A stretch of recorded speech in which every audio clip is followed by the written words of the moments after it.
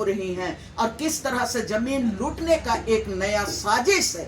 रचा गया है। पूरे झारखंड के जो आदिवासी समाज हैं, जो चिंतित हैं, ये इस राज्य में अपना जंगल जमीन कैसे बचा हुआ रहे, कैसे। तो ये स्वामी आप किनको बनाना चाहते हैं? ये पूरी तरह से सिर्फ और सिर्फ आदिवासियों का जो संवैधानिक अधिकार है उन पर आप हमला कर रहे हैं और उसी के तहत में आप जमीन को लूटने का काम कर रहे हैं। हम अंग्रेजों के खिलाफ हम लोगों ने लड़ाई लड़ा, अंग्रेज से केंद्र की मोदी सरकार भी हमारे जमीन पर हमला कर रही है और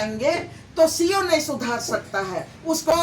मुश्किल से अपना नाम तक लिख सकते हैं। उन किसानों की मैं बात कर रही हूँ, क्या वो लोग अपनी जमीन बचा पाएंगे? मोदी सरकार का जो स्वामित्व योजना का 81 पेज का जो गाइडलाइन है उसको हमने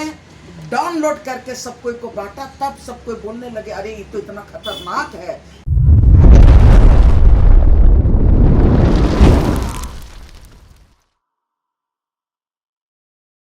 जोहार, नमस्कार। आप देख रहे हैं झारखंड स्वतंत्र खबर। अभी हमारे साथ आर्यन लेडीज, देवनी बारला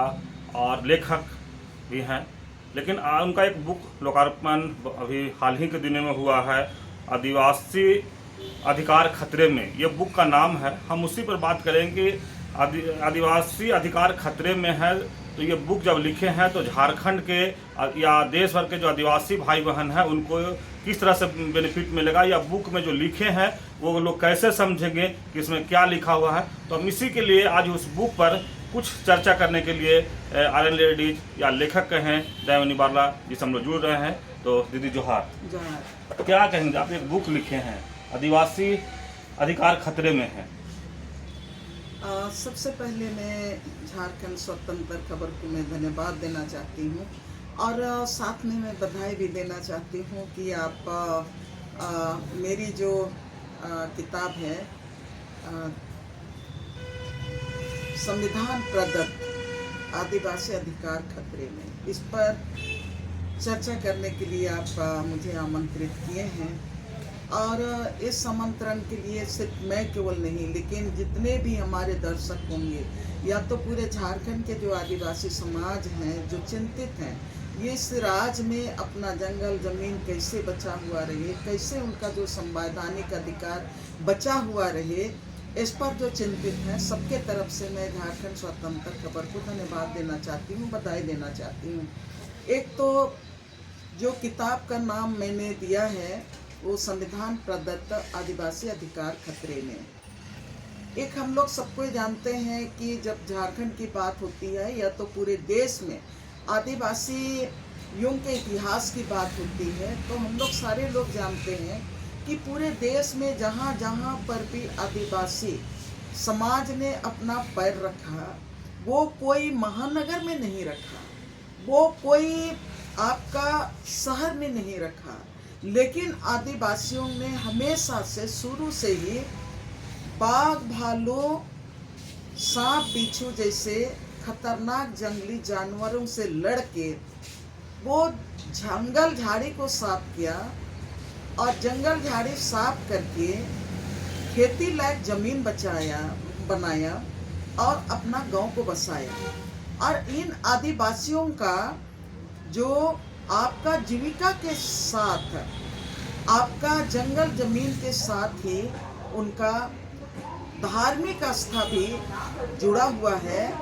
और वही उनका इतिहास भी है, उनका पहचान भी है, उनकी भाषा और संस्कृति भी जल और जंगल जमीन के साथ ही जुड़ा हुआ है। और ये इतिहास शायद बाकी जो देश में जितने भी समुदाय हैं उस समुदाय से बिल्कुल अलग है। और हम लोग का जो इतिहास है, पूरे देश की बात करेंगे तो जिसको आज की तारीख में मोहन जोदड़ो की बात करते हैं और जिसको हम लोग आदिवासी मुंडा समुदाय मोहनजोदड़ो के नाम से जानते हैं, जिसको बोलन घाटी के नाम से इतिहास में कहा जाता है, जिसको आदिवासी समाज जब मोहनजोदड़ो की ओर से वो आपका दक्षिण भारत की ओर बढ़ रहा था, तब किस तरह से घाटी था, उसमें एक बार गुफा में नीचे उतरते थे खाई में और फिर ऊपर चलते थे, तो ओडोंग बोलो घाटी है उसका नाम। तो ये जो हमारा सभ्यता और संस्कृति का एक पहचान है। और भारत में जिस भी इलाका में आदिवासी गए तो जल जंगल जमीन में को अपना रहवास बनाया। और आज की तारीख में जब सरना और ससंद्री की बात करते हैं तो ये जो सरना और ससंद्री क्या चीज है? मुंडा आदिवासी समाज में जिस इलाके से आदिवासी लोग गुजरे और जो आदिवासियों का पूर्वज जहां पर भी जंगल को साफ करके गांव बसाया, खेती लायक जमीन बसाया, उस गांव में वो जो बुजुर्ग पहले जो लोग आए उनके नाम से उस गांव का नाम पड़ा और उस गांव का नाम उसके नाम से पड़ा। और जब उनका निधन हुआ तो उनके नाम से पत्थर गाड़ दिया गया। और आदिवासी मुंडा समाज में है कि हम लोग जंगलन करते हैं, तो ये जो 3 साल के बाद उनका कब्र से हड्डी निकाल के जो पत्थर उनके नाम से चढ़ाया गया उसको ससंद्री बोलते हैं। और उसके अंदर में उनके अवशेष को गाजा बाजा के साथ रखते हैं, तो ससंद्री ये है। और उसके साथ ही ये उस गांव में जितने भी उनके वंशज माने आने वाला पीढ़ी भी जो उनके बाद जो आया पीढ़ी जो वहाँ पर उस जमीन में उनका जीविका टिका हुआ था, और उसके साथ ही जब उनका निधन हो जाता है तो उनका अवशेष भी वहीं रखा जाता है। तो इसलिए हम लोग मानते हैं कि हम लोग का जंगल जमीन के साथ जो जीवित हैं, सिर्फ उनका केवल मतलब जंगल जमीन के पर उनका अधिकार नहीं है, उनका अस्तित्व वहीं तक केवल नहीं है, लेकिन हमारे जो पूर्वज हमसे अलग हो गए मृत्यु के द्वारा, वो भी इस जंगल और जमीन के हिस्सेदार हैं, हकदार हैं, उनकी आत्मा भी यहीं पर है। सरना ससंद्री का मतलब ये है, सरना का मतलब है कि आदिवासी समाज जंगल का एक हिस्सा को अपना इतिहास के तौर पर कि आदिवासियों ने जिस तरह से मुगल सब के साथ लड़ाई लड़ा और जीत हासिल किया, और वो जीत हासिल के दरमियान ही वो जो जंगल का जो अवशेष है आपका, जहाँ पर साल का वृक्ष है, उसको वो लोग अपना स्पिरिचुअल स्थान सरना मानने लगा। उसमें और गहराई से मैं नहीं जानना चाहती हूँ, लेकिन जो हमारा आदिवासी समाज में जो इतिहास में और जो हमारी परंपरा में और जो हमारी मान्यताओं में जंगल जमीन का जो इतिहास है वो इतिहास को दर्शाता है। तो मैंने ये किताब को इसलिए लिखा कि हमारे लोगों ने अंग्रेजों के खिलाफ पहले तो जंगल जमीन बसाया बनाया और गांव बसाया, तो वहाँ पर अपना परंपरागत अधिकार था, अलिखित इतिहास था, और बोलते थे कि यहाँ से वहाँ पर फलना मंगरा मुंडा ने जमीन को साफ किया, यहाँ से इधर सोमरा मुंडा ने जंगल को साफ किया, तो वो पूरा इलाका उनके नाम से, उनके वंशज के नाम से आ गया। और उसको लोग वो जो आपका लैंड सेटलमेंट एक्ट आया था उसके पहले यहाँ से वहाँ पूरा आदिवासियों का जमीन था, जंगल था, जिसको हम लोग स्वशासन के रूप में हम लोग मानते हैं। लेकिन जब लैंड सेटलमेंट एक्ट आया आपका 1860 के बाद, रखलदास हलधर ने जब लैंड सेटलमेंट शुरू किया और जमीन का नापी किया गया और जमीन नापना शुरू किया अंग्रेज सरकार ने, तो आदिवासियों का जो अलिखित इतिहास था, उनका जो परंपरागत अधिकार था, जो स्वशासन का अधिकार था, वहां पर हमला होना शुरू हो गया। और लैंड सेटलमेंट के तहत ही आदिवासियों का जमीन जो था वो उन पर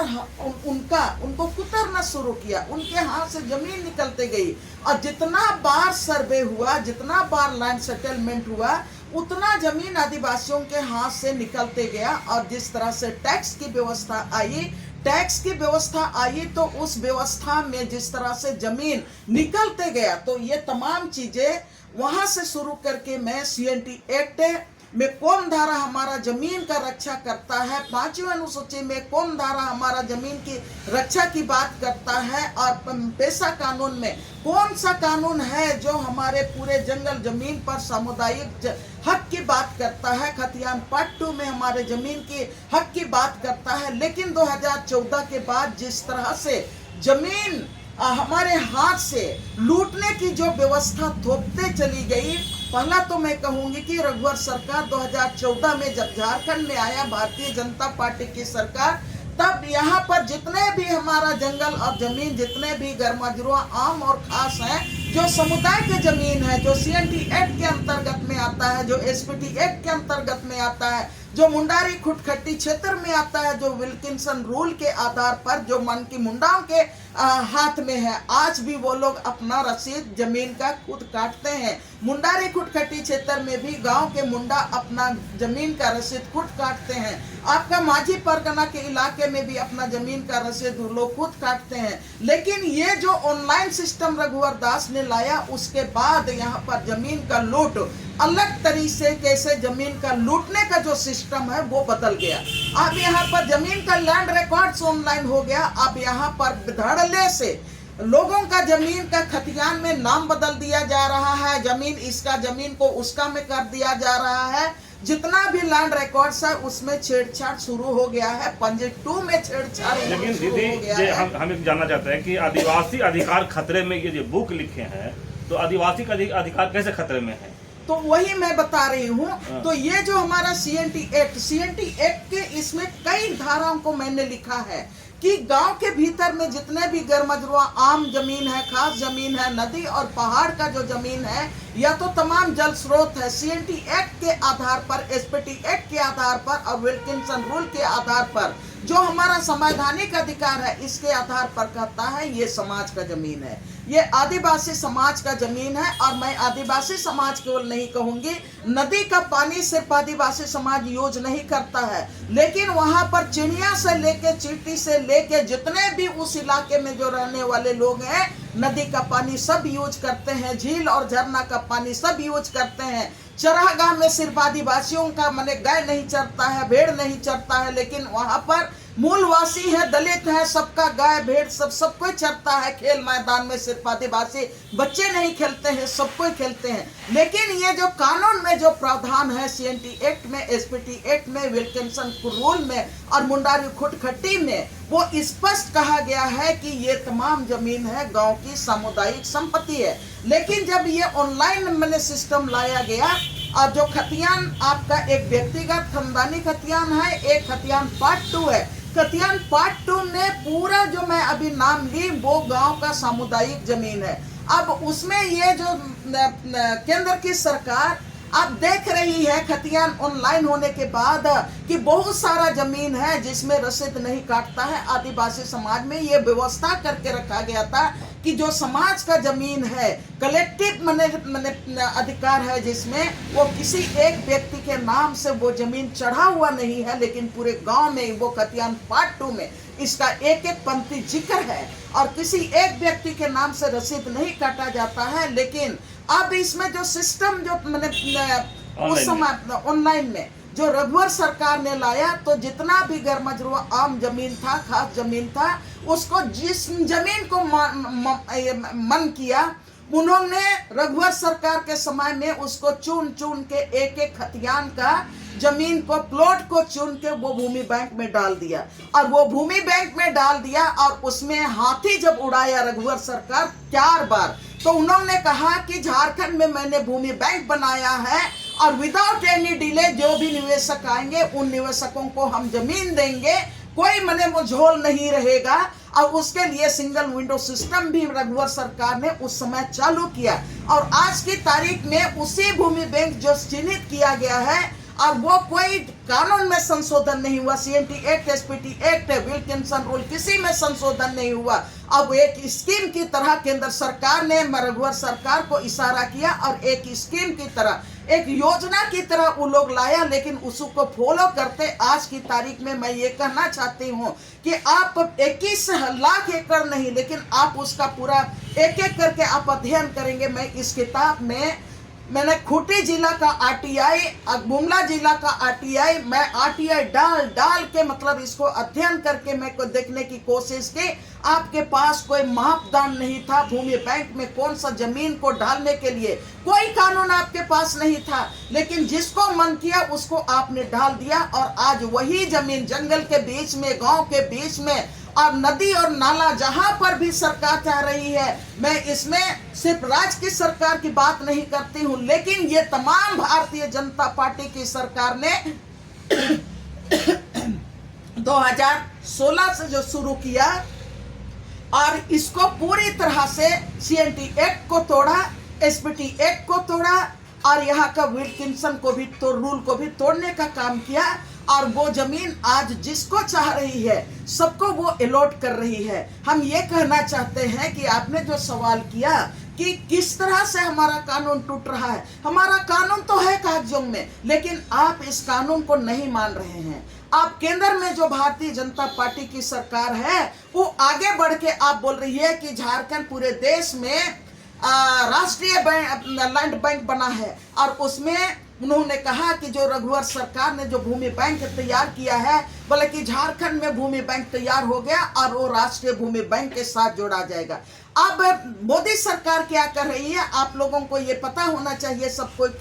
कि अब ये जो सरकार, केंद्र की सरकार, एक तरफ रेल बेच दिया, ट्रैक्स बेच दिया, सारा चीज बेच दिया, एयरपोर्ट दे दिया, तो वो जमीन तो यहाँ के लोगों ने दिया था, लेकिन आपने अडानी और अंबानी को बेच दिया। अब ये भूमि बैंक के नाम से और ऑनलाइन सिस्टम से जमीन लूट के, और उसके साथ ही अभी मोदी स्वामित्व योजना आप ले लाया, और मोदी स्वामित्व योजना के साथ ही खूंटी में 727 गांव का आप पायलट प्रोजेक्ट के तहत आप ड्रोन सर्वे करके आप ये प्रोजेक्ट को सफल करना चाहते थे। और आप ये करना चाहते थे कि भूमि स्वामित्व के नाम पर जो जमीन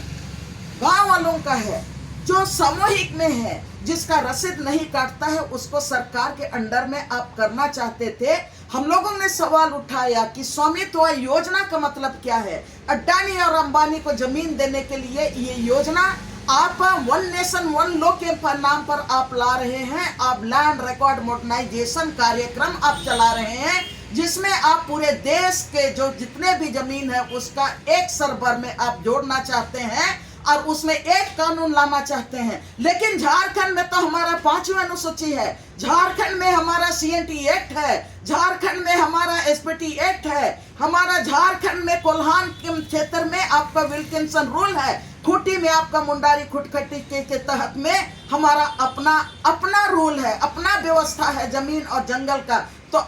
हम तो स्वामी हैं इस धरती का, इस जंगल और जमीन का 5वीं अनुसूची के तहत में, CNT एक्ट के तहत में, SPT एक्ट के तहत में और पेशा कानून के तहत में भी हम यहाँ का स्वामी है। तो ये स्वामी आप किनको बनाना चाहते हैं? ये पूरी तरह से सिर्फ और सिर्फ आदिवासियों का जो संवैधानिक अधिकार है उसको आपने बिना संशोधन किए ये आप स्कीम लाके पूरी तरह से हमारे कानून पर आप हमला कर रहे हैं, और उसी के तहत में आप जमीन को लूटने का काम कर रहे हैं। इसी को मैंने यहाँ पर दर्शाने की कोशिश की, और ये भी मैंने दर्शाने की कोशिश की कि पहले का जो हमारा खतियान था उस खतियान को आप रिजेक्ट कर रहे हैं। हमारा